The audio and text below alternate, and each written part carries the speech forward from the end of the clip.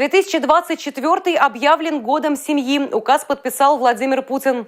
Как говорится в документе, решение принято для популяризации государственной политики в сфере защиты семьи и сохранения традиционных ценностей.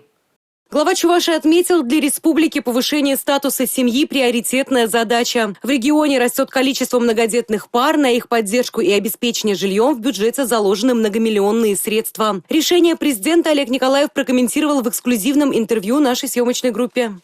Уже много сделано в Чувашской республике. У нас растет количество многодетных семей. Мы ускоренно обеспечиваем жильем как многодетные семьи, так и детей-сирот. То есть все категории, которые нуждаются во внимании государства. Ну и, конечно же, объявление президента следующего года, года семьи, нам позволит вот эти сформировавшиеся траектории усилить, ну и вывести их на совершенно другой уровень. А самое главное, ускоренно реализовать намеченные нами цели с точки зрения поддержки семей. И, я бы так сказал, выводы их на те траектории развития, прежде всего, детей из многодетных семей, которые нуждаются в поддержке государства. Поэтому я лично благодарен президенту за вот такой год. Очевидно, будет и федеральная поддержка, а это как раз нам позволит реализовать все то, я выше сказал.